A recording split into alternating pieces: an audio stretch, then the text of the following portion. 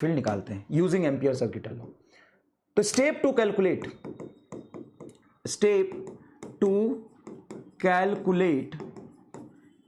Magnetic field using Ampere circuital law. Magnetic field using Ampere's circuital law. देखो इधर, step to calculate magnetic field using Ampere circuital law. तो ये कल मैंने लिख के दिया था तुम्हें, है ना? क्या तुमने इसका रीड किया? ये तुमने रीड किया? फिर क्या? Step to calculate magnetic field using Ampere circuital law. Ampere circuital law use करके मैग्नेटिक फील्ड कैसे निकालते हैं? Same as Gauss law. सबसे पहले तो ये चिपका लो, same step as Gauss law. Same step as Gauss law, जैसा गॉस लॉ होता है वैसा ही बनाते हैं। पहला स्टेप बताओ क्या है? मुझे नहीं पता, लेकिन मुझे गॉस लॉ वाला पता है, तो मैं उसी तरीके से यहां पे लूंगा। जैसे गॉस लॉ में लेते थे हम गॉसियन सरफेस, यहां पे क्या लेंगे? Amperian loop. Take Amperian loop, draw Amperian loop, draw close and symmetric Amperian loop. Draw close and symmetric Amperian loop.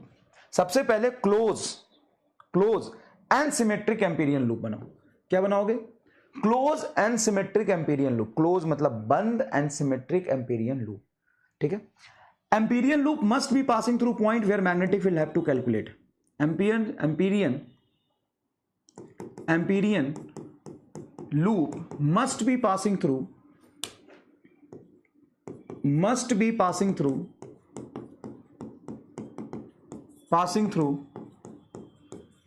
point where field have to calculate, where magnetic field have to calculate,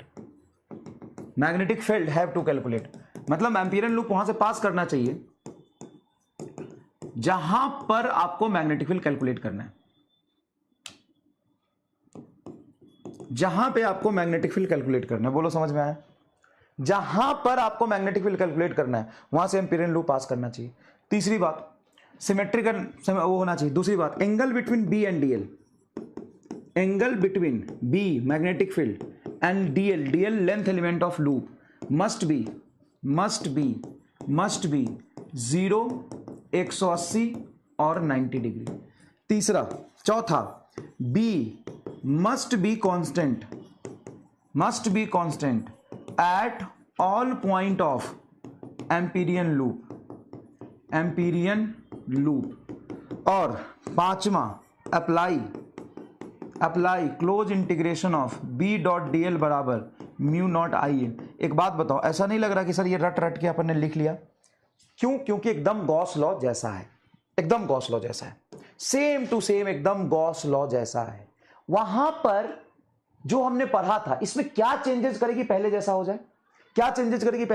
तो सुनो, वहां पे लिखते थे draw close and symmetric Gaussian surface. वहां पे Gaussian surface area लेते थे, यहां पे क्या है? लूप। दूसरा एम्पीरियन लूप, वहां पे लिखते थे Gaussian surface must be passing through point where electric field have to calculate. Angle वही लेते थे, angle between E and d A. यहां पे डीएल है, वहां पे ए होता था, ई और ए। तो angle between E dot DL must be 0, 180 और 90। E must be constant at all the point on Gaussian surface पे constant होना चाहिए। Apply close integration of B dot dl is equal to mu naught I n। दम same है कि नहीं है बता? वहां यहां पे क्या क्या रिप्लेस कर दो? एम्पीरियन लूप को गॉसियन सरफेस बना दो। यहां पे करंट को चार्ज बना दो।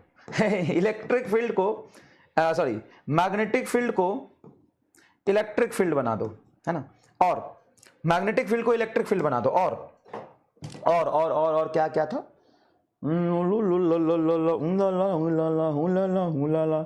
हो गया ना? एम्पीरियन लूप को गॉसियन सरफेस बना दिया। आई को करंट को हमने चार्ज बना दिया और बी को इलेक्ट्रिक फील्ड बना दिया। देखो बाकी सब सेम है, सेम बट डिफरेंट। बताओ, सेम बट डिफरेंट। बोलो सेम बट डिफरेंट। बताओ।